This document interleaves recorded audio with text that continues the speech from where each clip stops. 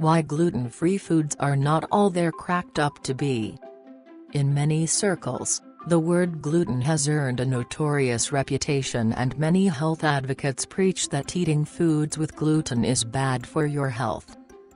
Although there is some truth to this assertion, there has also been substantial exaggeration. However, many people do think gluten is the culprit of a substantial number of health problems. Gluten has been found to be one of the main causes behind ailments ranging from chronic inflammation to headaches to autoimmune disorders. And there is plenty of evidence to substantiate these claims. A quick Google search would produce hundreds of scientifically backed articles on the side effects of a diet rich in gluten and wheat. There are also a lot of testimonials from people who have experienced significant health benefits after eliminating gluten from their diet.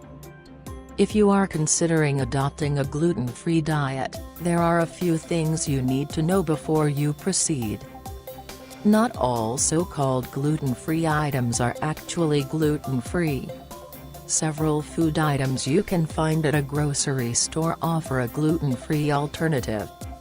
This is great because it means you won't have to give up certain foods you really enjoy, such as bread and wheat products.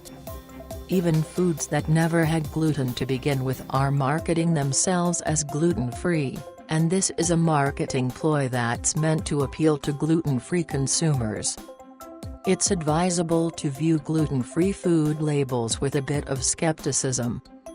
According to multiple studies that analyze the gluten content of an assortment of foods on the market, a significant amount of gluten was still found in many of the so-called gluten-free products. Specifically, many products contain 20 parts per million of gluten, which is the FDA's guideline for a food item to be considered gluten-free.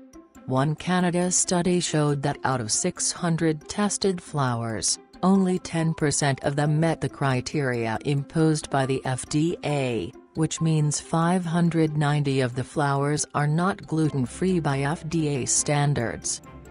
Another U.S. study of 158 packaged foods showed that only 5% of the products satisfied the FDA's threshold.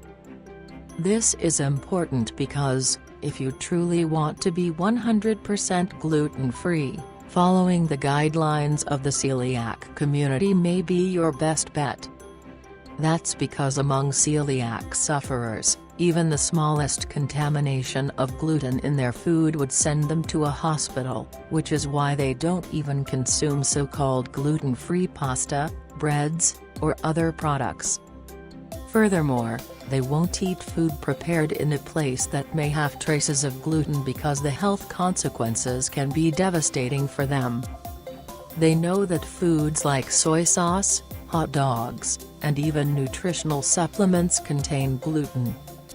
Therefore, if you are going to go gluten-free, you must really do your homework and avoid brands that usually are chock full of hidden gluten. Gluten-free alternatives are usually just as bad. If the reason you are choosing a gluten-free lifestyle is for its health benefits, it is counterproductive to eat grains or sweets that normally have gluten. That's because the companies still have to make these foods edible. So, when you look at the ingredients for, say, gluten-free Oreos, you will find they have a much higher sugar and fat content than their gluten-filled counterparts.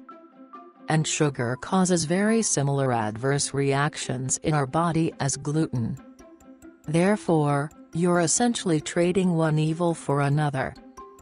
Be vigilant in checking the ingredients on no-gluten products because, although they are marketed as healthy, more often than not, they are just as bad for your health than products containing gluten. The takeaway: whether the gluten-free movement is here to stay or just a fad, always remember that food companies are likely to resort to devious and often misleading means to sell their products.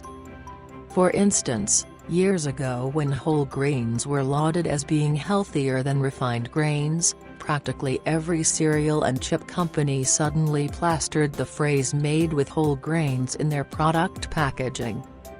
Similarly, when the sugar industry was under fire for the use of high-fructose corn syrup, suddenly all soft drinks were being replaced with cane sugar alternatives, which are also not good for one's health.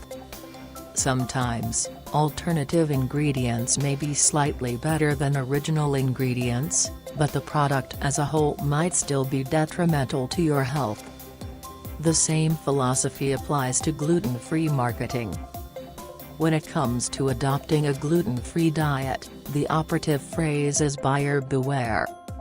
Steer clear of all wheats and sugars, and investigate gluten-free claims that may be false or misleading.